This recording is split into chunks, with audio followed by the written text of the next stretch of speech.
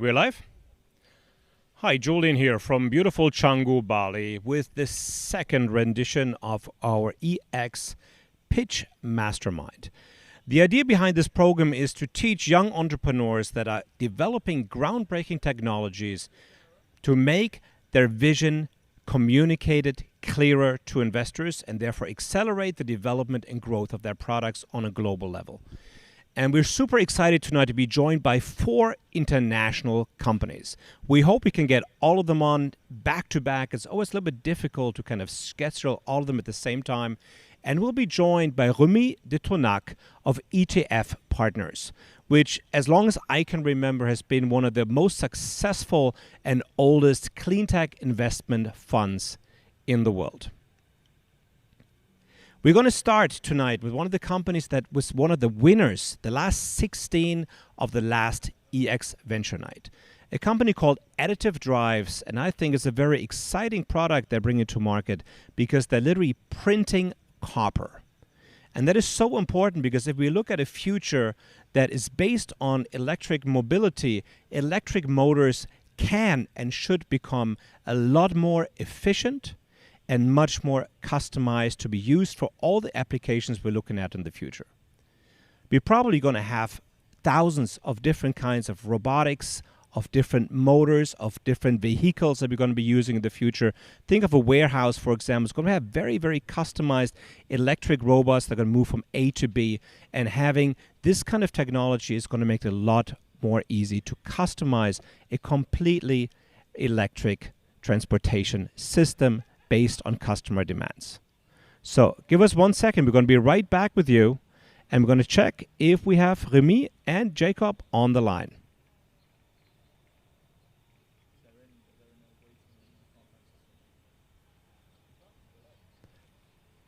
There's actually no waiting room right now, and for some reason having some issue coming online. That's the beauty of doing this live. Of course, for like this stream later on, we're going to cut this whole thing out. So just be patient for a second. They're going to join us any second. I know they're pretty much online, just figuring out what's going on technically.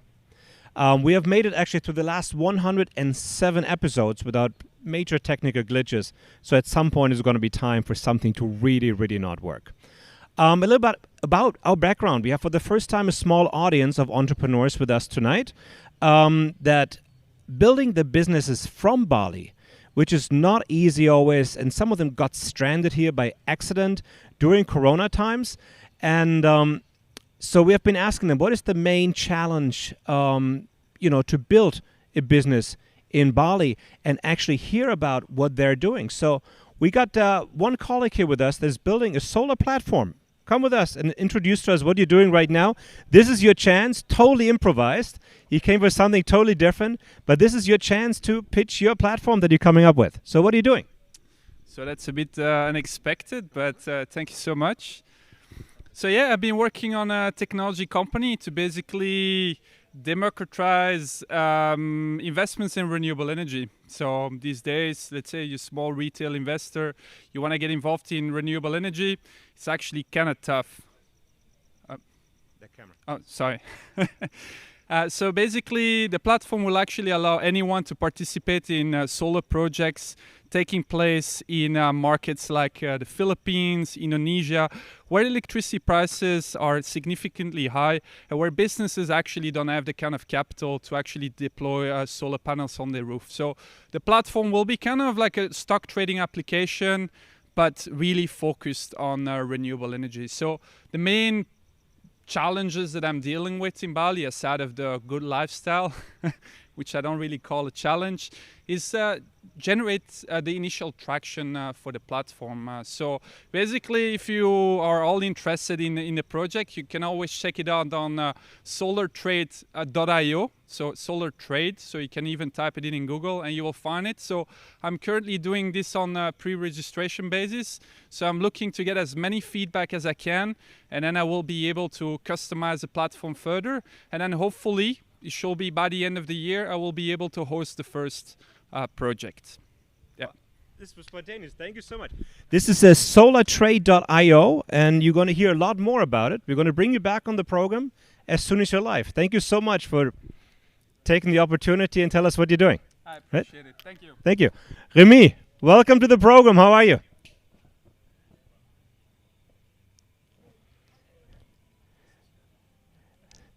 You look well rested after your summer vacation. Can you hear me?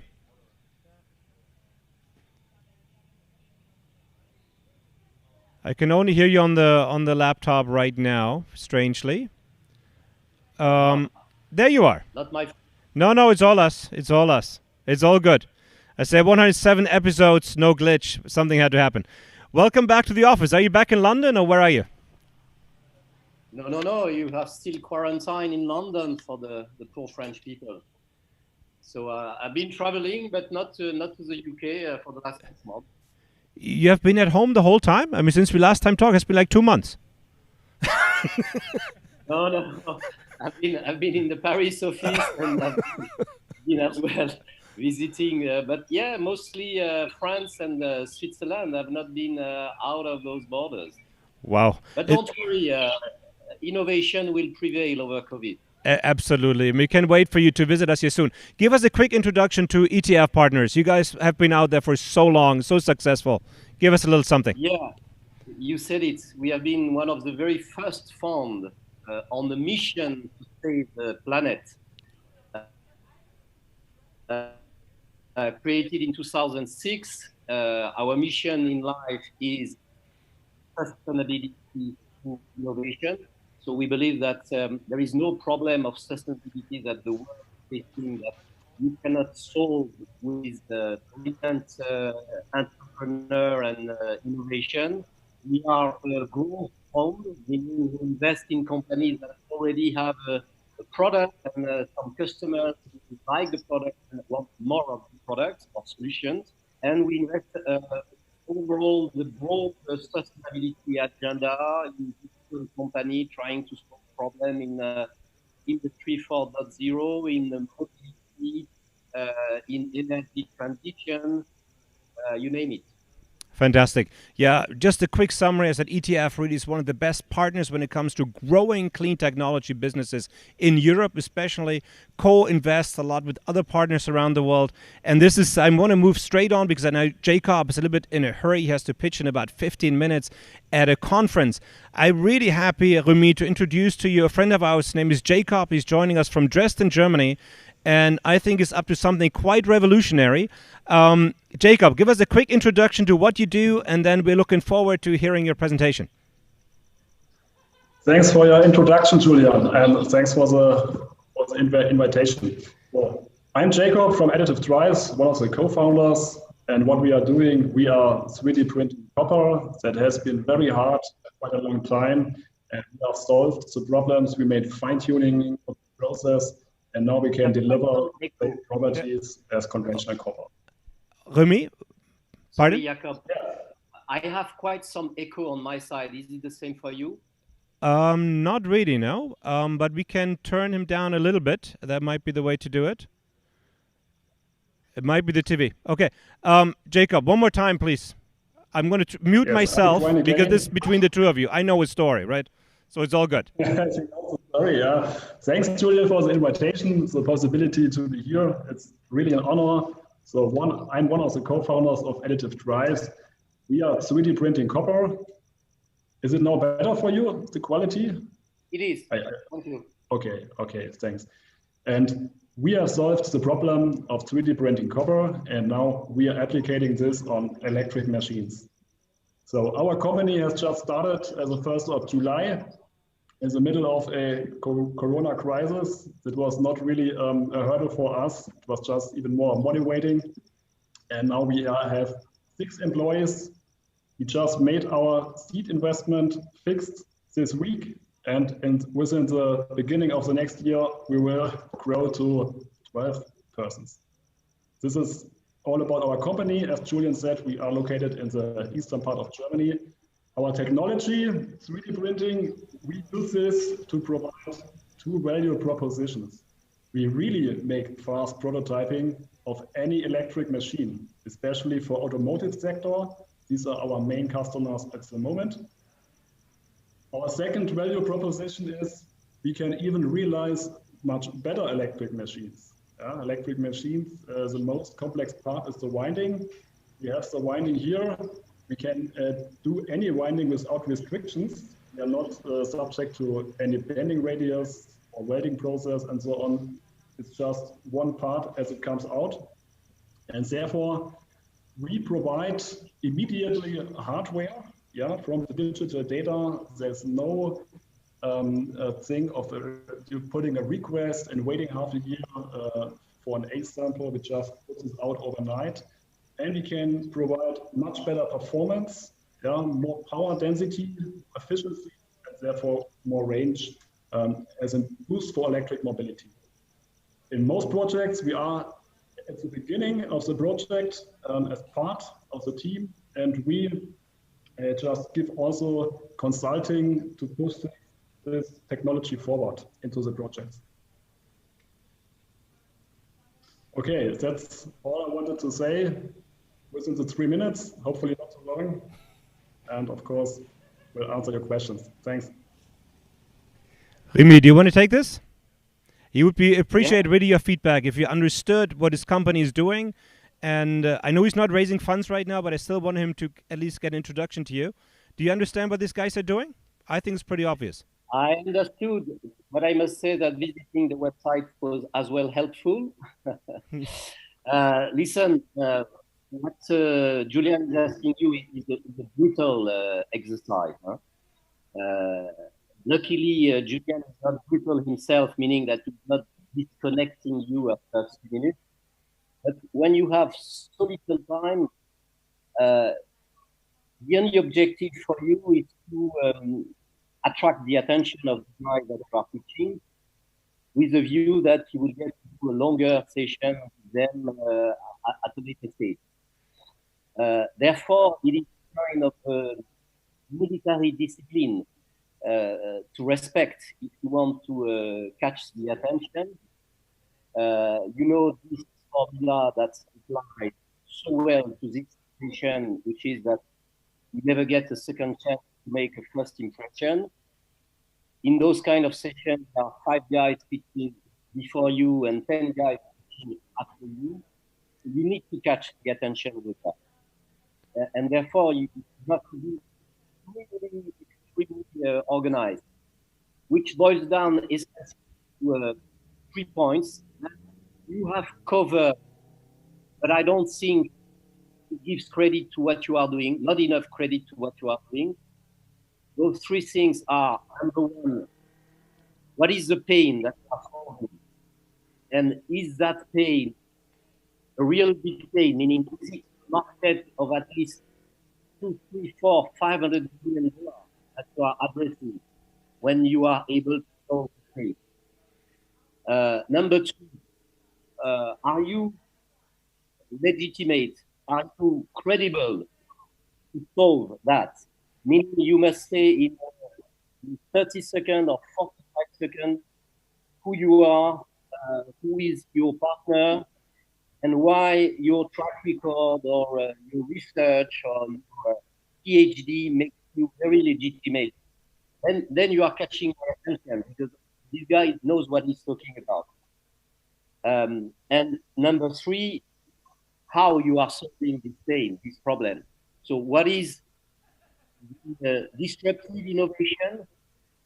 It's technology, and if it is technology, you should have some patent, so you should mention that. Or be it the business model, the way you are going to cut middlemen in a given supply chain, in a given sector of the economy, so that you can take the market by storm because of the way you are addressing strategy. So these are clearly the 3 points. And you should add something that makes us understand that you are going to make money, meaning that the disruptive innovation that you are bringing is giving 2 times better performance than relative to the market, or you will be able to sell 50% gross margin, and then you believe that you are going to make money as you say. So again, this is brutal, and you have to be absolutely on the mission to deliver those 3 points, which I think you didn't deliver as good as I would have wished. I'm totally with you, Remy. I think you're making a great point there. Jakob, I think summing it up, but like my point, you're printing copper, but you didn't say why printing copper is actually difficult, right? We're missing the challenge. We're missing the money you're going to save. Let's say if you're an automobile company, it takes you $3 billion to design a car right now. You're going to save them $500 million per prototype, right? These are the numbers we need. I know you from your first pitch. I think you're doing incredibly well. You have grown so much in the last few months. I think it's almost a transition. You've gotten so much more comfortable. I think you have done great trades. But why is it difficult to print copper? How much money are you going to save? And what are you going to be looking for in the next steps? What is your ask? Even if you don't want a big investor right now, but knowing that you might need one by next year, I think is very important to give us a reference of what the people in the audience can do for you and how they fit into your picture, right? Thanks a lot for that feedback. That's very important for us. We are very deep into it, and so it's always good to get some feedback from outside. Sorry, I cannot hear you. Is Jakob's audio? Is it my audio? Maybe someone else has their microphone turned on. There's an echo, that's why. We're going to turn ours off complete, but yours fades in and out strangely. It's like a feedback loop on there. Jakob, can you do it one more time? Maybe if there is too much echo, another way to solve it is to keep the image with the Zoom on your laptop and to call from a phone. Yeah, usually it works with Teams, so I don't know what's going on. No problem. Jakob, try this one more time. We can tape it also. We just want to see you with conviction, summing up the 3 points. I think Remy and I were pretty much along the same lines. We need you to catch our attention, right? You're a nice, likable guy. Why is it difficult? What is the challenge? And you got the other 3 points from Remy, I think, very, very clearly. I think this is great feedback. Mm-hmm. Okay, so I will restart. So what is difficult in printing copper? It is a very good conductivity. And so I think it doesn't come over. No, we have serious audio problems. Jakob, we're going to leave it there. We're going to try this again next time around. Also maybe in a personal call because I want Remy to get the best of your story. That's what we're here for, to further your business, right? And he should hear the whole story. So I'm happy to connect you guys via phone. Do this directly with each other so Remy can hear the direct story. That's what matters, not what we have in our online stream. Yeah, by the way, Jakob, I have seen the company in a different phase, but having the same kind of approach.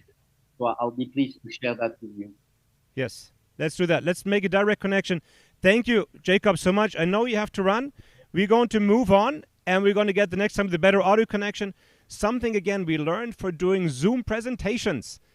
It has incredible possibilities because you can reach anybody anywhere in the world at any time. But if your audio doesn't work and your light looks like crap, it can make a difficult first impression, which, Remy, I think you're perfectly clear on. It's tough to recover from. The attention span has gotten really, really short in the opportunity of people to convince you. How do you feel about this new online pitch way that has become very dominant almost in this business? You asking me? Yes, I'm absolutely asking you. Honestly, I like it a lot. Mm-hmm. I have done 2 investments without meeting the management team. And I think it worked quite well within the rules that you have described. Meaning we must have a good quality, and meaning we must have one too many and one-to-one meetings, and as many as needed. But I think it will change the way I'm working here and now in the position. Yeah, I mean, my feeling is, I mean, you know that I've done a roadshow for the last decade, right? I've almost lived on that roadshow for a long time. And I always thought it was so inefficient because you will be in San Francisco one day and you've been in Los Angeles the next day. And especially for us who are in sustainability, there is simply nothing sustainable about that, right? We did far too many air miles. But we also had a chance to maybe sit down for lunch, get to know each other a little bit better. This has gotten more difficult. So, but I think the opportunity to do this so directly and, from halfway around the world is really, really amazing and will change things. And I'm glad to see you have been doing this, as I said. How long have you been with ETF? A decade now? Or remind me. ETF. No, I've been mostly an entrepreneur and CEO of tech company. It is only 5 years ago that I changed life and I went to the dark side. But we can't work without the dark side. I mean, that's why we're here, because all this business need capital. We got another veteran with us, and I'm so glad, Harold, you can join us tonight. We got Harold Wiener with us from Terra Ventures in Israel. You're also a board member of your solar company, and you told me about this company with so much conviction, how it's going to change the world, and I really want to bring you on this program, get you two introduced. And Harold, take it from here. What do you guys do in Israel? It sounds groundbreaking. Thank you very, very much, Julian. It's amazing to have you with us. You have an echo. Well, I don't know what to tell. What about now? Now still quite some echo. I think that you have to turn off your microphone, and let's see if.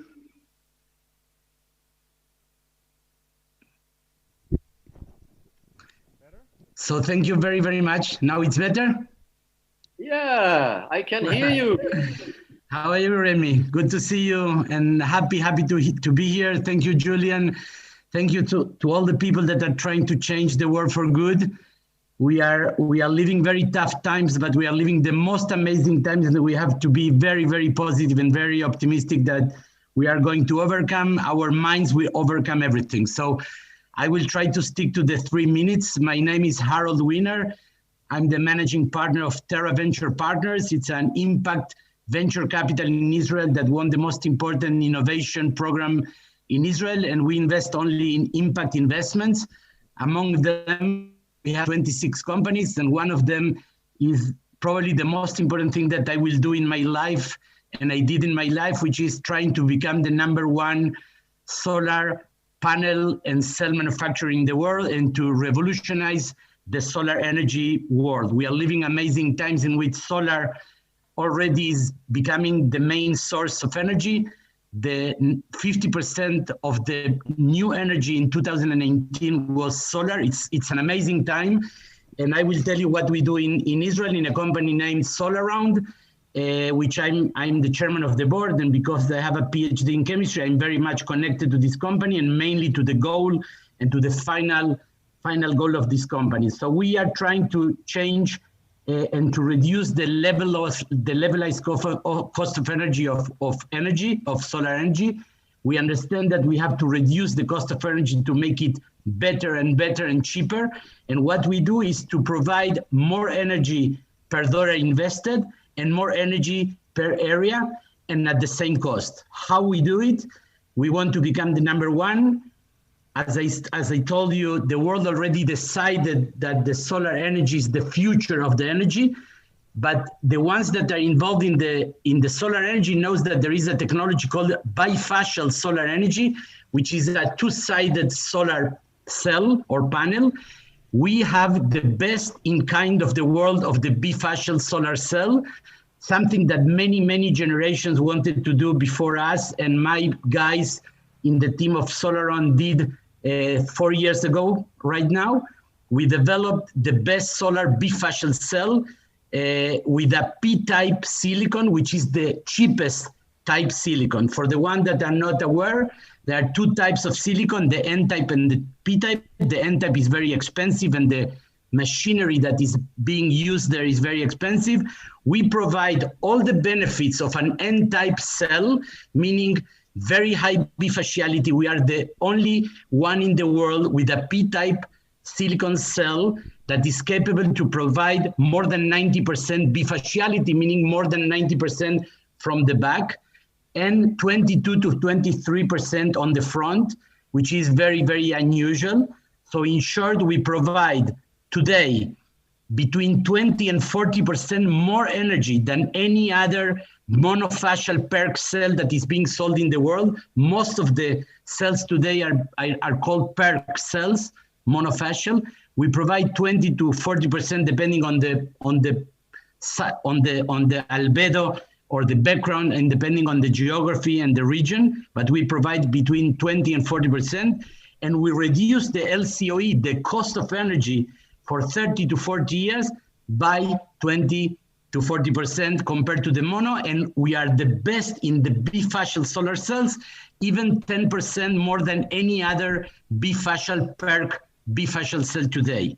Our technology is called PPERT, with T at the end. It's a very well-known technology, but nobody else in the world is doing it. And my team did the impossible, and they developed the PPERT technology to produce the best solar cell. We are right now willing to start production. We are talking with Europe, with India, and with other parties in the world, with very big giants, to start production tomorrow morning. We proved the technology in the best place in Germany for solar cells, and we proved it even in a real environment of full-scale production in Asia. And we believe that we have to spread the manufacturing of solar cells all over the world. We believe that such a automatic and robotic process cannot be in one single country today. It's too concentrated. We have to spread and to bring back the manufacturing capabilities to Europe, to the States, and to other parts of the world. The technology is very well patented. The team is the best in the world for bifacial. One of them was the inventor of the bifacial cells in the Soviet program for satellites. The other one was the most important entrepreneur for solar energy in Israel for a company called Luz.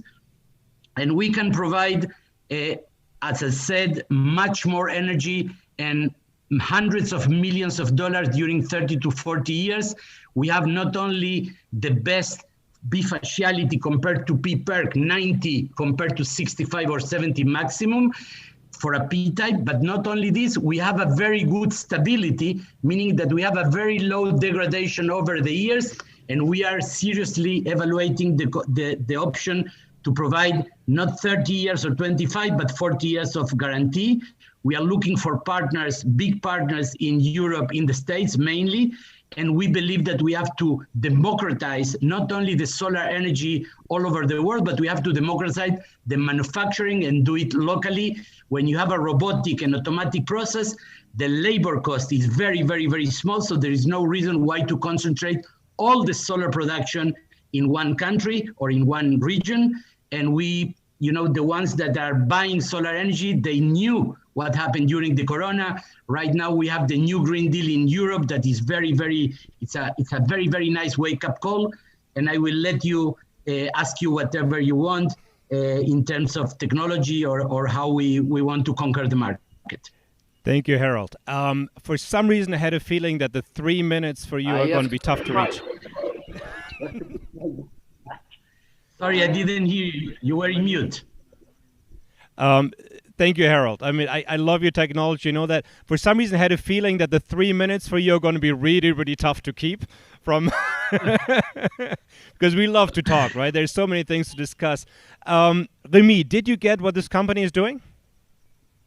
Yeah, no, I must say that with the caveat that you just mentioned, which is that Harold took much more than 3 minutes, and you have been a very flexible moderator here. But I believe I got it. There is no question that you addressed the three key points that I was mentioning earlier, the credibility of the team, the problem you are solving, or the innovation that you are bringing, and the market. No need to explain that the market of solar is huge and very promising. You have the energy, you have everything. It's a strange situation because you're not exactly a pitching young entrepreneur looking for money. So you know the game and you play the game quite well. Of course, I want to know more about what you are doing and understand the maturity. I think you mentioned about everything. I would have questioned in the longer session that we could have later on, but unfortunately, Etf Partners cannot invest in Israel because Israel is not yet part of Europe. You should do something about it, even though you are part of a lot of European programs. But I had essentially a question regarding the claims that you are making. That I have difficulty to understand how you can get 20 to 40% more, having in mind that the best PV industrial technology are giving 23, 24%. So even if I put 23 to 24% on both phases, I cannot get the 40% more than only one phase. So I had a question about that. And then I will have another question on the manufacturing. Okay, so first of all, thank you very much, Remy. And we are desperately and very friendly looking for European partners. We are part of Europe in a little bit, and this company got a lot of money from binational funds, Germany and Israel, and many other countries in the world, including Taiwan and some others. So we got almost every prize that you can imagine.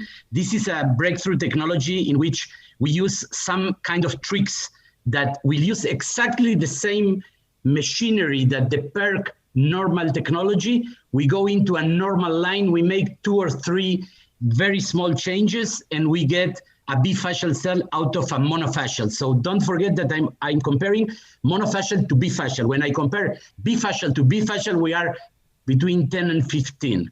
One more thing that is important to tell you is that, of course, that I'm taking into consideration when I talk between 20 to 40 is because 90% bifaciality compared to 65% bifaciality is quite a lot of energy from the back.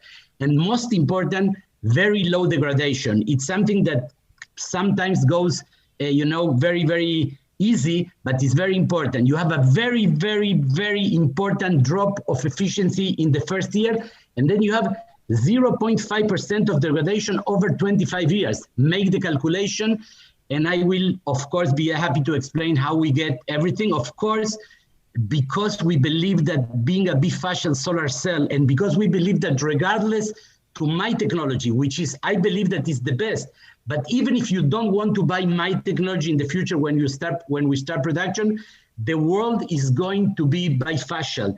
There is no way in the world that the world will not go bifacial because it's real money in the ground. So yes, we believe to have between 20 and 40. The overall efficiency, just to give you, is between 27 and 29% total efficiency, because we have a better 23%. When we go into production, we will polish everything. We have a very nice structure. You can calculate the potential of your cell in the structure with a 90% bifaciality, with a very, very low degradation over time, and you get the numbers.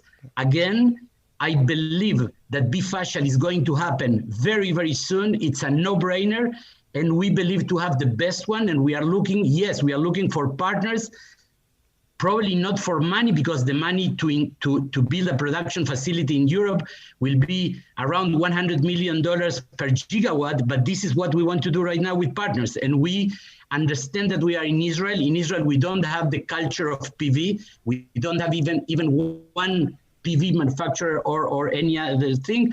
So we need to bring back independence, the solar independence to the world. We cannot rely on one region or one country or one, we have to spread and to democratize the manufacturing. And we are open for any kind of cooperation with a giant in Europe. Could it be an energy company, a PV manufacturer, or any other energy company that is willing to become number one? If I will be number two, it will be a total failure for me. And I'm serious. No, obviously. But then you have two ways to do it. You have the easy way that you will not like, which is license your technology to the Chinese, because as you know, they own probably 97% of the world market in PV. There is no more PV industry in Europe, unfortunately. That's the easy way, but again, I think you will not like it. The other way is to convince Europe, of which Israel is part for many R&D programs, to do the same way Europe is trying to do what they call the Airbus program for batteries, which is very challenging, to do the Airbus program for bifacial PV with your technology, if you can convince them that you have indeed very strong patents, that we can fight whatever Chinese player who would come with something like a copycat product. And then this is something that could come at the right time, because for what you mentioned, the Green Deal, European Green Deal, the fact that we say that we cannot depend so much on other countries and especially China. But you know that it is a long and difficult road to get consensus at a European level. So you must find indeed, you know the game, you must find indeed a European champion that will want to take your technology and go to Brussels and fight for it with you. That's really the name of the game here. And the stake are real high. Absolutely. I agree 100%. You have all the secrets. I will tell you something that will not surprise you. I believe in science. I believe in technology. I believe in free competition. And we have the technology that will fight very, very nicely with the Chinese technology. The Chinese did a very, very good job for the world. Let's remember that they took a technology that was very, very expensive and they did it in a very good way. We are going to compete with exactly the same weapons, which is the best technology in the world. If you make the calculation, adding to the energy of 30, 40 years, more than 20, 30%, it's a totally different game. Don't forget that the industry is growing the efficiency by 0.3% per year. We are talking about tens of percents, and we are sure that the key factor, exactly as you said, and you have all the secrets. It's not a miracle that you are a veteran in this market. We are looking for cooperation. The most important thing is to understand that we have to fight this war, and we have a lot to change in this world to improve, and we will do it together. The same thing for the corona, same thing for the solar energy, and we want to cooperate with any European or American party to make it happen. And we have the technology that, again, it's proven, and we want to start production tomorrow. We are talking to many companies in Europe that are very, very leading companies in the machine manufacture. I think, Harold, a little feedback from me. You know, I work for the German government. I think this is something that's vital right now. It's also a very sensitive subject in Germany, that we lost our entire solar industry to the Chinese, which initially pretty much was, established by the Germans to begin with. I think there is a appetite maybe for a second wave, to call it that, of solar investment. One advice from my side would be, being a government agent for the last decade, don't expect everybody to understand what bifacial solar is. So if you pitch for government officials who are not veterans like Remy, I think my feedback at the very beginning, make clear that you're, gathering the energy from the back of the solar panel, because you're going to not just be talking to industry professionals who know about energy, you're going to be talking about lawyers, you're going to talk about politicians, policymakers. They probably will not understand until minute number 15 what the hell you were talking about. Right, just a little feedback from my side. Not everybody has the understanding of Remy. Say it at the beginning. You get the energy also of the back of the panel. It's so intuitive. It's really quite easy to understand. But what I would hope for this program like today, I mean, Remy knows a lot of people in the industry. ETF is a big investor, is to create this kind of network that gives your technology a chance to maybe be manufactured in Europe in the future. I think the time would be right. I think there'll be a lot of support for it. But as Remy said, it's going to be a strong uphill battle. But it would be great if you could share the technical details about the research you have done in Germany, for example, the external validation. I would also like Remy, to get a little bit more substance behind those, I say, quite incredible, outstanding numbers that could be a game changer in the industry if this is all proven externally, the numbers that you're putting out there. I think that's the one thing I really would like to see, is some good research behind it. Say, listen, we are, even if it's not 40%, even if it's just 20%, even if it's just 15%, it's still huge, right? We don't have to go for the moon. Any of this kind of upgrades right now to already highly efficient energy systems would be a major, major step. How do you feel about that, Remy? 15 would be great, right? Definitely. And go see my friend at Vertex Venture to develop in Savion to develop a first kind of manufacturing process to maquette, if you want, to prove that you could get to this production cost level that will challenge the China industry.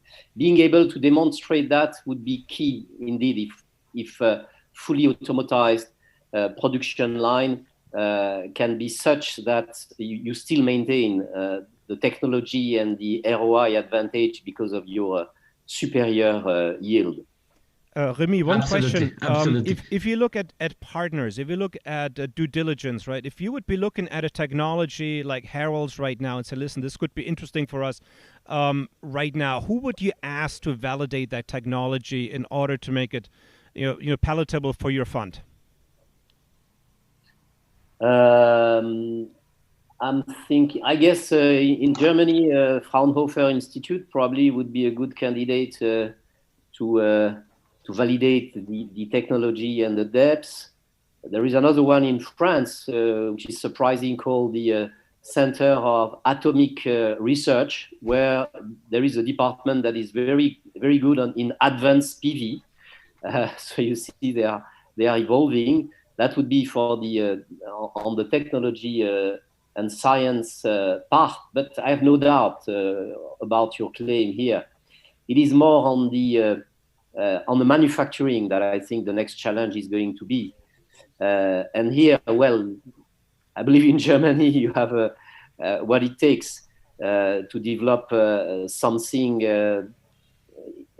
at production level that would allow to be convinced that indeed we can challenge the China industry, because that's a huge challenge, as you know. Absolutely. And in a different way, it's the same thing that is happening for the batteries. When you see the amount of money that has been invested by the Japanese, the Korean, the Chinese, by Elon Musk, how to get to scale. So you will be exactly in the same situation. But given what you are saying about the breakthrough performance, it is certainly worth trying. And yeah, if I can help you in the process, I'll happily do that. Fantastic. Perfect. Remy, this was Perfect. actually a great introduction to our next guest. Harold, thank you so much. It is always a pleasure talking to you. And thank you. Let's make this happen in our lifetime, right? Thank you very much. Thank you very much. I'll put you guys in touch directly after the call. We're moving on from Israel to Finland, where it's probably getting a little bit dark and cold this time of the year. And it's getting dark in Finland. It's getting dark, and it's always dark this time of the year in Finland. We are losing you. I'm losing you here, Julian. Internet connection, or? No, you're back. Okay. There we go. And we're talking to Andrey, and I'm actually super excited as well, because Geyser Batteries has been named one of the top Nordic startups this week. This is why we wanted to have you on the program. We have never spoken before, so this is exciting for me as well. Andrey, welcome to Finland. Nice to meet you. How are you? Hello, can you hear me well? Perfect. Yeah. Hello, nice meeting you. No, very, very pleased to be here at this audience. Shall we start? Give us a rundown. I know you were named third Nordic startup today, highest energy. Yeah, well, among the winners in top 3. Congratulations. Get started. Let us know how you're going to store the solar energy we just discussed with our friends from Israel. Any chance I can show the screen? Or is it meant to be no slides? Listen, if my preference would be that you give us in 1 minute what you are trying to do and who you are. Sure, got it. I was just not exactly sure about the format. All right, so we are a Nordic startup focusing on this clean energy field, and we're delivering a new class of ultra-durable batteries. So our batteries are specifically for high-power, heavy-duty applications. We're not competing with lithium-ion for all the applications across the board. Our typical use cases are hybrid heavy machinery, stabilization of renewable grid, opportunity charge transport. So ways to increase the efficiency of electrification or to electrify things on their own in the situations where you need to recharge the battery very often. And we're doing this with our proprietary electrochemistry. So the innovation is actually on the electrochemical level. It's not an engineering, it's electrochemistry. But we're doing this based on 25 years of experience of doing the first generation of our products, which were supercapacitors.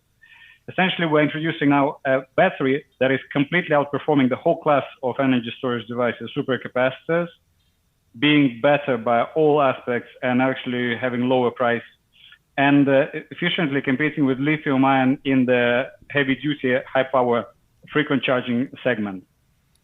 We now have several open proof-of-concept cases with leading OEMs, both in the automotive industry, in the heavy machinery industry. Next year, we're doing a pilot project in stabilization of renewable grid. And all this progress is because the functional characteristics of the device is unique, but at the same time, the sustainability aspect is top-notch. So we use water-based electrolytes, which is in opposite to organic electrolytes used in lithium-ion and supercapacitors. So solvent for our electrolyte is water. And by this merit, the battery cannot burn. The manufacturing method is pretty simple. It's in a room like we're sitting now. And it is very low carbon because we're eliminating most energy intensive steps from the manufacturing process. On the other hand, we do not use metallic electrodes. Both our electrodes are made of viscose activated carbon cloth. So it is a renewable material essentially made of wood fiber. And with all these characteristics, we have 10 to 100 times longer life cycles compared to lithium-ion batteries. So it's low environmental impact at production, safe in operation, and lasting so much longer. And because of the bipolar design, the architecture of building the high voltage batteries that we're doing, our batteries are very easy to recycle. It's just peeling them level by level in a prescribed order and then recycling all these materials separately.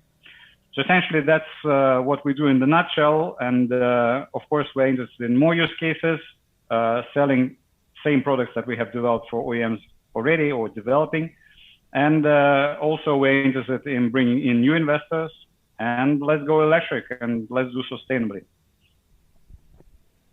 Super interesting. Not 100% sure I understood exactly how your battery works. You said wood fiber and water-based electrolyte? So for that reason, it extends beyond the 3-minute pitch. So essentially, we had been producing for something like 20, 25 years, supercapacitors. That's a device that stores energy through electrostatic process. We have 2 electrodes and you essentially separate charge carriers between them. So almost mechanical process. You can do this millions of times because nothing is changing in the system. It's very high power, so the separation is very fast. You charge the supercapacitor in seconds, but you can store only a small amount of energy with supercapacitors, and that's one of the main problems. So they're inefficient and they're very expensive. Leveraging our work in battery space, we have managed to add a chemical reaction to that without losing all the supercapacitor qualities. So as our battery gets charged, first we separate the charge in an electrostatic way. The battery works like a supercapacitor. It is a supercapacitor at that stage. But then chemical reactions start first near one and then near another electrode.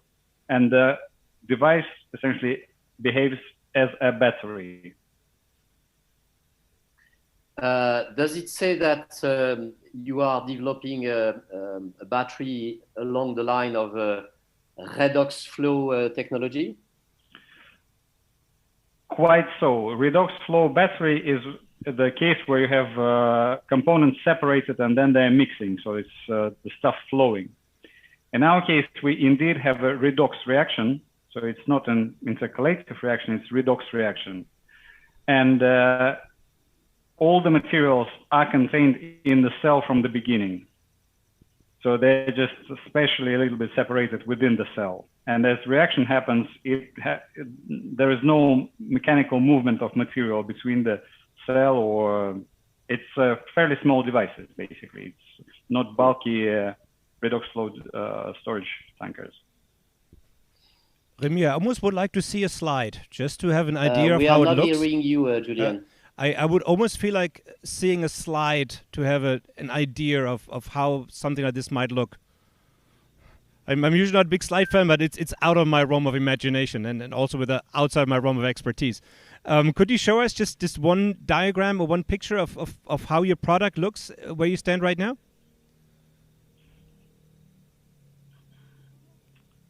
So let me just pull the right slide here. Do you see my screen now? Yeah, we see it. If you go to full screen, you got it. Let me see what you see. Yeah, okay. So this is a device that we have shipped actually just yesterday. So below is a 3D render. Above is, actually it's not the final version of the product. So the final one is also with logos, etc. So this is a device 8 liters in size, 11 kilos in weight. And more than half of that device is actually a cooling system. So it is extremely high-powered device pumping energy in and out. So actually, we continue sort of further tests of extra models that we have assembled. So if you can imagine that an 8-liter device, so like this, it is pumping continuously 11 kilowatts of power in and out for over an hour stably. So this is a device to electrify the stuff that cannot be electrified with any other technologies right now. Supercapacitors would be much bulkier, way more expensive. Lithium-ion would just die pretty fast in this regime. Remy, what are your thoughts? What are your thoughts, Remy?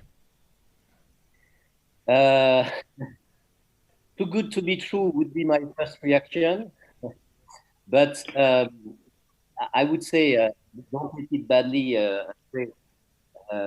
because, you know, my last investment in July was made in Helsinki. So I know that people in Finland are not a bullshit guy like we see in other regions of the world. What you are claiming is true.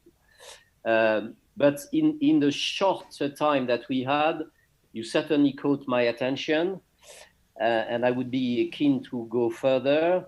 Why? Because as I was saying in the previous session, battery is one of the sectors where I have spent not very much time. Why? Because billions, hundreds of billions of dollars of investment have been made in China, Korea, Japan, and in the US with Mr. Elon Musk. And my thinking has been, if the boldest entrepreneur that mankind has ever met, Elon Musk, who says sending a rocket, I can do it starting from a clean sheet of paper, building an electric car, same thing. If this guy is coming back to good old lithium ion, my thinking is, wow, you need something that is really breakthrough to get into that battle, because we may see great technology, but industrialization and scale will prevent those technology to get to the level of what the lithium ion is proposing. So I would like to hear from you, what are the cost point, the price point, the yield point that's versus equivalent in lithium ion that justify your position in the market, and what would be the best use case? Remy, as one of the ex-oil companies who are now diversifying into the renewables told me, it's very hard to go against the lithium-ion bulldozer. So that's why I'm specifically making a remark that we are not competing with lithium-ion face-to-face. There is no single technology that will take all of the market. Specialty applications require specialty batteries. And if we compare ourselves to lithium ion, our batteries would never end up being in Tesla. So this is not a battery for high energy. This is a battery for high power. So this is not a battery to install a Tesla to go it further. But it's the battery to use, for example, with a heavy tractor to allow it to have required power output over the lifetime of the tractor, where the core energy source would be either smaller internal combustion engine or hydrogen cell, or even high energy, low power lithium ion cells. Mm-hmm. Okay. You see? That's important. That's important to understand. So you are getting into big niche market. Yeah, that niche currently stands at about $2 billion and will continue growing further. Can you switch back? One question from my side. Obviously, our background is in energy transition, and we are looking mainly for technologies right now to store the abundance of cheap solar energy that we're getting, especially in places like Indonesia. How do you see the applications and really the stationary storage market, where weight is just not the big issue, right? It just needs to be cheap and reliable and last a long time. Sure. I sort of cannot help not mentioning that I have a special relationship with Indonesia. I spent about 5 years in this country, actually, working in Borneo as well. So I do know what Indonesia needs. And if we speak about transition to fully renewable grid, there's a big challenge in there. If you try to build an electrical network based, for example, solely on solar or solely on wind energy, you are missing a critical component that exists in conventional grid, which is inertia. If you compare that distributed renewable grid, it cannot react to fluctuations in frequency or in power demand. And for that reason, that grid has to have a major source of impulse power to sort of compensate lack of these massive rotating turbines that normally provide that response. So that is the application that we provide. Similarly, if we're talking not about the national grid like PLN is managing, but for example, talking about microgrids in remote locations, if PLN allows you to do that, which is not exactly clear, then in these cases, also you need a local source of high power to react of spikes in the consumption. And do you feel you feel this is going to be a field where you're going to be cost competitive? I mean, right now we're doing a project with Tata, for example, in India, right? Rockefeller Foundation. We're still using lead acid batteries in rural India for whatever strange reason, because it's simply so much cheaper in a rural application right now, and it seems to be reacting better if you have 40, 45 degrees inside your storage shack. You think you have a solution through your technology, especially for this rural markets, for grid stabilization, that's cost competitive and might last longer? Because we don't have much yet, to be quite honest. Yeah, with all due respect, I'm not sure that based on sort of reasonable amount of lead acid batteries put into use, you have decent reactive power compensation. Normally people use either flywheels, well, ABB uses flywheels, sometimes supercaps are used, or you have very, very big lithium ion battery that would react fast. But if you don't have a luxury of having that massive lithium ion battery, or you're concerned about sustainability of that solution or safety, then you would need something else.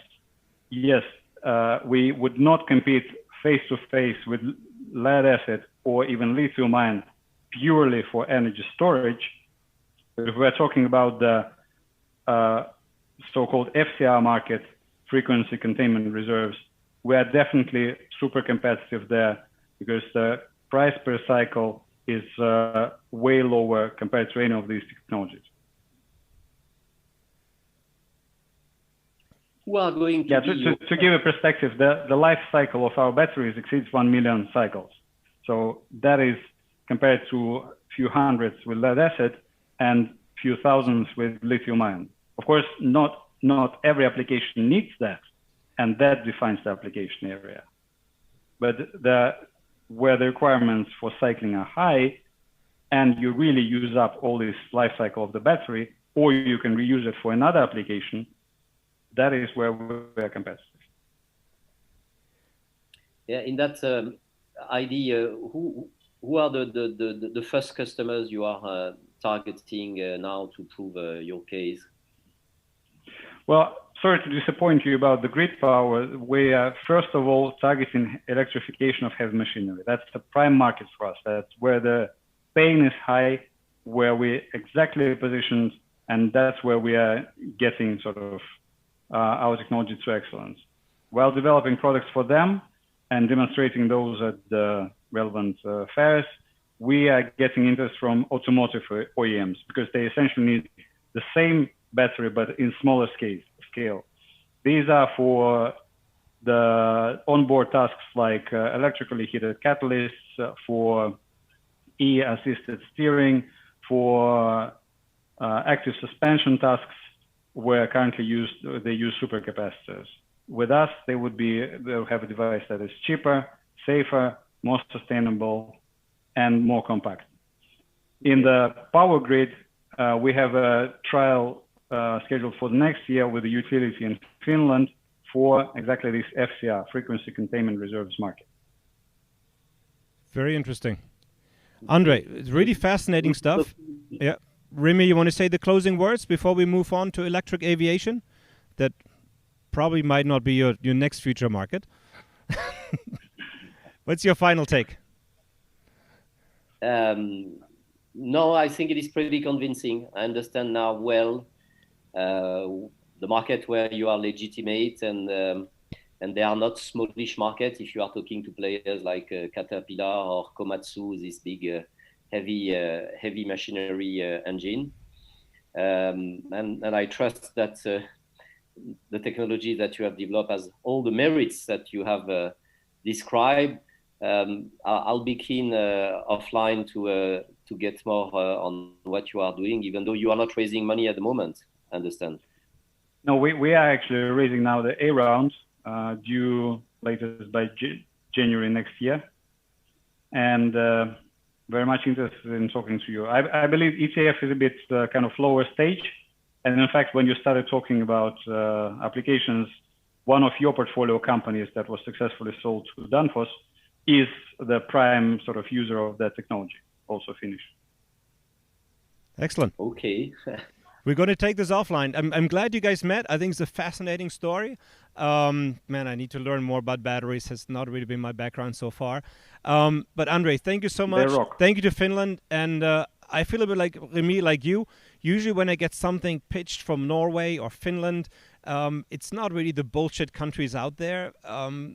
I tend to believe what I hear and then see the validation later. How do you feel is the difference between some markets like Northern Europe, and we're going to go to the US next. Nothing against you, Kevin. I know you're on the phone already. What do you see is the biggest difference between European startups and US startups, for example, in the clean energy industry when it comes to presenting to investors like you? Well, you just said it. What is presented as it is awesome, best in class, second to none in California is we have developed this nice technology in Finland or Norway. You are going down at least 2 levels in the way you express the greatness that you have achieved. That actually, I would say, one of the main things I'm trying to teach my German startups that I manage for the government is that if you go to US investors, they discount about 30 to 40% of your claims already, right? Because that's what you do in the US. But if you come in as a German company and you're super, super honest, I know the same as in Finland and in Norway and Denmark, if you're super honest and they kind of deduct 40% of your claims automatically, it might get really, really tough. Right, so it's an interesting world where you raise, here you raise from, and I think that's also why it's so interesting that now via Zoom we can introduce people to different investors from different parts of the world and discuss these differences between the Nordic investor climate and the one in the US. But Andrey, thank you so much. We're going to move on now as we discuss to California, and I want to thank my old friend Kevin. Thanks for having us. Thank you. Super exciting. We're going to talk to my old friend Kevin, who got up super, super early for us. Just lost you, Julian. Yeah, we're switching right now. 1 second. Okay. Cool. Okay, we have Kevin on the other line, and we're still waiting for his video. He's probably just getting ready. It's like 7 a.m. in the morning. I know it's not your time of the day. Kevin, thank you for getting up so early. I really appreciate it. Welcome to the program. See you, Julian. Thank you for having me. Kevin, you're talking to Remy de Tonnac of Etf Partners. I know you don't come to Europe that often anymore these days because you guys are super, super busy. But tell us a bit something about yourself, and then you can tell us about Ampaire. Wonderful. Well, I definitely want to tell you something that's awesome. It's best in class. It's second to none. It's the best thing since sliced bread out there, all right? And Remy, you're going to love it, and you're going to want to invest, okay? So a bit of background about me. I'm co-founder and CEO of a company named Ampaire. My background is a mechanical engineer out of Caltech, California Institute of Technology out in Pasadena, California. My research was in robotics at NASA's Jet Propulsion Laboratory. I worked for 7 years at Northrop Grumman, a big aerospace and defense contractor, before spending the last 4.5 years building Ampaire. So I want to start with a quick story for you, Remy. All right, just imagine. So it was 1 week ago. I was flying in a plane, and we completely shut off our combustion engine. We shut off our engine. We started to fall out of the sky, because that's exactly what you would expect to happen when you're shutting off your engine. But instead of falling out of the sky, we cruised right along. Not only did we cruise, but we accelerated. We accelerated, we flew. We were soaring over the California coastline, fully electric. That is the future. We're not just building today at Ampaire, but we're flying today at Ampaire. An electric future for aviation, the final frontier of sustainable transportation that until very, very recently had no sustainable future whatsoever. We're building that today, we're flying it today, and at Ampaire, we truly are world-class in what we do. So at Ampaire, we're building planes that are cleaner, quieter, and significantly less costly to operate. They also happen to be hybrid electric. So right now, aviation brings about 2%, almost 3% actually, of global greenhouse gas emissions. Unabated, the aviation sector's contributions will grow over the next few decades to over 20% of the world's greenhouse gas emissions if we don't change something drastically in this industry. Well, that's exactly what we're doing. We are changing that. We're taking a bold vision. Some might call us daring, ambitious, or maybe even crazy. But we are not crazy. We're not too ambitious. We're actually taking a trusted, practical, compelling approach to bringing these planes to market. We're converting existing planes to electric. We're retrofitting them, much like the first Tesla Roadster. That was an existing car retrofitted to electric. We're taking existing planes and converting them to electric. We're not doing this on our own. We've got partners. We're partnered with the most prolific manufacturers in this industry, as well as the most prolific operators. We have an order book that's full. We have top technology partners from our full supply chain, EV and aerospace. We have funding from NASA and other governments, like the UK government just awarded us £7 million in contracts just 2 months ago. This is a truly international opportunity.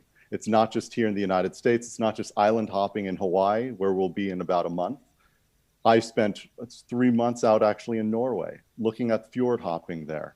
We have opportunities in island nations around the world, as well as in landlocked places, because this is not only making good, sustainable sense for all these communities, it's lowering the cost of operation. It's good business sense for all these regional airlines and the communities that they connect. It's a $1 trillion opportunity. We're certainly capturing the first corner of that. We've got a business model that scales along with us over the next few years. And so what I would just ask is that instead of next time me being up there just with my flight test pilot when we cut off the engine, I genuinely hope that you can come fly with us someday too. So thank you.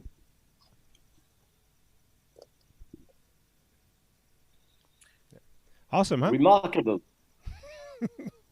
Remarkable. No, there is not much to say. Even though I would like to find some criticism to what you said. You said it very well. You set the stage. You tell a nice story about cutting your engine. Introduced who you are, why you are credible about what you do. No question that the market is huge and that this is going in the right direction. There is a lot of sense, a lot of purpose, a lot of things to like. The only point on which I would like to be convinced, but it is not for the first 3 minutes. I mean, the 3 minutes that you have done are superb. I have nothing to teach you here. I'm learning from you, in fact. The only question that would need certainly more qualification is the kind of ROI. When you say that it is less costly to operate and that you have a great business plan, what I have in mind personally is that what you are doing is absolutely right. It is the future, but in order to get to the future, you will need to get lots of subsidy from your government and other government, because you cannot compete with thermic engine plane. And therefore, unless there are regulations who say that enough of those planes that are sending CO2 in the atmosphere, you cannot be competitive. So tell me I'm wrong. I'm sorry to tell you, Remy, you're wrong. That's what's one of the things that's really amazing about electric aviation, especially the regional air travel, is that this is lower cost to operate for the airlines than the combustion alternatives. It's actually the economically more viable solution. And when you look at regional aviation, so these are flights, call it 300, 400 kilometers and less. These flights are generally very unprofitable. That's the reason that you have to aggregate so many people into a very big plane, right? Because you couldn't operate a small plane profitably. When you switch to electric, because you're not using the expensive jet fuel or expensive aviation fuel, you're actually switching to electricity, which, like useful energy, per unit useful energy, is actually much lower cost to operate. For an airline, they spend about 40% of their operating budget on fuel and about 15% of their operating budget on maintenance. When I'm fully electric, and granted we're only hybrid electric right now, but when we're fully electric, we will drop that fuel cost by 90%. And we'll drop that maintenance cost by up to 50%.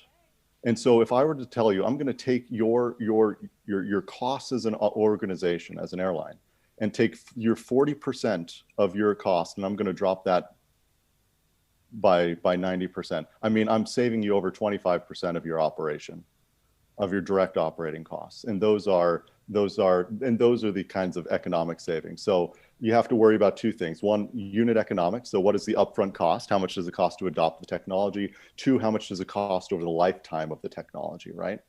The combustion engines are expensive. They're actually more expensive than all of the electric vehicle components, even including the batteries combined. And then when you look at the life cycle cost of the plane, because of the beneficial on the fuel burn reduction, as well as when you're looking at the maintenance reduction on electric systems, the total cost of ownership is down pretty significantly too. Airlines right now are scratching for fractions of a percent. We're looking at giving them double-digit percentage savings here. So the challenge that you would be bringing up then is, well, how large of planes, how far can you fly? And these are the constraints that we live in today.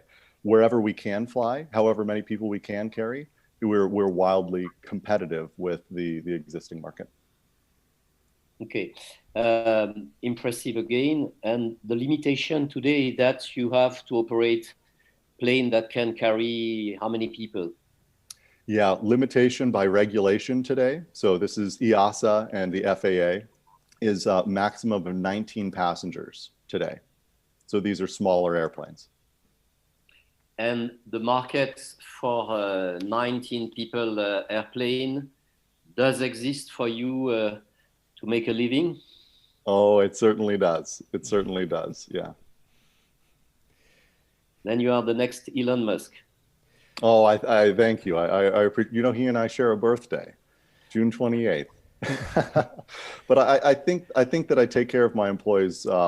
Some people say that he's rough to work for, but we get really high marks at Ampaire for engagement, and employees like to work at Ampaire. And I think Kevin, this is one of the things I would have maybe mentioned within your pitch, is knowing you kind of like from you guys just pretty much moving out of the garage. You know, there was no plane inside yet, and actually my first quote when we first met, which was probably dickish, was, "I'm so happy to meet you because you're going to lose a lot more money than I did."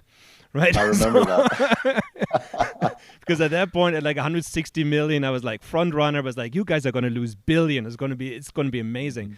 But a little bit about that challenge that you have executed with your team that also pretty much has stayed the same for the last few years. That always impressed me. And that really impresses investors more than anything else. You have literally executed over the last 4.5 years that I know you, from an idea to getting stuff in the air, step by step, with all the difficult regulations. And I think you could, go into that for 1 minute, after you tell the great story how it is now to fly, how difficult it was and how much resilience and how much execution it took to get to that point. Because as Remy said, very, very few leaders are able to achieve that, have the resilience to achieve that, the skill to do that, and it really gives people hope investing money going forward. Then you're going to turn this really into something very, very big. This is just from my personal perspective. I appreciate that, and I'll say I certainly remember those remarks from you. It's fun to remember back to those, and yeah, thank you for the feedback and good feedback here on adding that to the pitch. I think that. The journey has been an incredible one. It's been a rough one. It's certainly not, certainly ups and downs. We've been very efficient with the money that we've received. So we've raised less than $10 million of venture dollars so far, about 7.25. And then we've had, of course, the government contracts that have helped as well. But we've done a lot on a little budget. And we've certainly made a lot of progress. And it's by setting clear goals, building a competent team that's deeply passionate and motivated, and then just execution. I mean, you have to be great at what you do in order to ultimately win in the market. So it's about filling the team with the best people and making sure that you live up to your commitments. You have it all. Well, I'm glad you like it. It's like, I'll say, it's like tying your shoe before climbing Mount Everest. I feel like we've got everything we need right now, but we still have some way to go. Yeah, Kevin, I would like to see you in Europe, maybe at some point in the near future, even in Asia. I know you're very well known in Los Angeles. You're doing the tour. Everybody likes you. You're a likable guy. You have gotten great reviews, obviously, New York Times, Wall Street Journal, some great articles out there. Are you interested in more European investors kind of reaching over there, or Asian market? What's next for you guys? Yeah, absolutely. I mean, well, we're fundraising now. The European market, what we've seen is a strong drives towards sustainability. I mean, as you could imagine, the United States, the last few years have not been as strong in a sustainable direction. When you look at even aviation and sustainable aviation Europe, there's a significant pressure toward that. When you look at flight shaming, or you look at the kinds of investments that major organizations, companies, as well as governments are making in Europe towards sustainable aviation, and where you're likely to actually see the regulation, Remy, that you mentioned, the regulation pressuring the industry towards sustainable. Yeah, Europe is absolutely going to be a big market. We also see kind of the market generally in Asia as a growing market. When we're able to disconnect people from the expensive fuel supply chain and actually make energy independent, energy independent operations, where you could have local grid infrastructure at these airports, you can now connect communities that never had service. So it really opens up. To all parts of the world here, much beyond just the United States. Remy, your closing words for tonight. This is the last company for tonight. I'm going to get you guys directly in contact, and I think we should do maybe a little roadshow in Europe in the near future. Or a flight in Europe. Not going to repeat myself. You have everything that it takes to succeed. Yes, you're right. You are just halfway, or maybe not even halfway, to the top of Everest.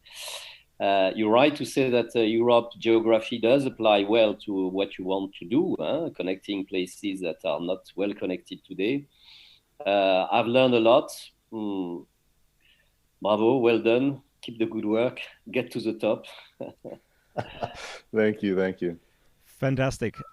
Thank you, everybody, so much who came on the program tonight. I hope this was interesting for everybody also out there who is an entrepreneur that's willing to raise money, that's trying to clarify their communication, that they get their vision done. We've had some great examples of companies that are really, really pushing the limits, I think, of what is technically possible today. And this is what we're here for, and this is what we're excited about. I want to thank Remy for your time and for your input. It is such a pleasure to have you on board. and helping this entrepreneurs. And I know he's really not full of shit. He can make you happen in Europe, right? So just pester him from now on. He's rather busy, but he's a good guy and pretty easy to get via LinkedIn. I can say that as well, right? Yeah, and Kevin, you are really an awesome Californian, a real one. Thank you, thank you. Not a bullshit one. Fantastic, everybody. Thank you so much. This is Julian here from beautiful Canggu, Bali. We invite you all to come to Bali to bring our economy back to life as soon as the airports are open. If the airports don't open, we might need one of these little electric planes to just get us in here. But I am not encouraging this right now. It's all going to happen. These are interesting times.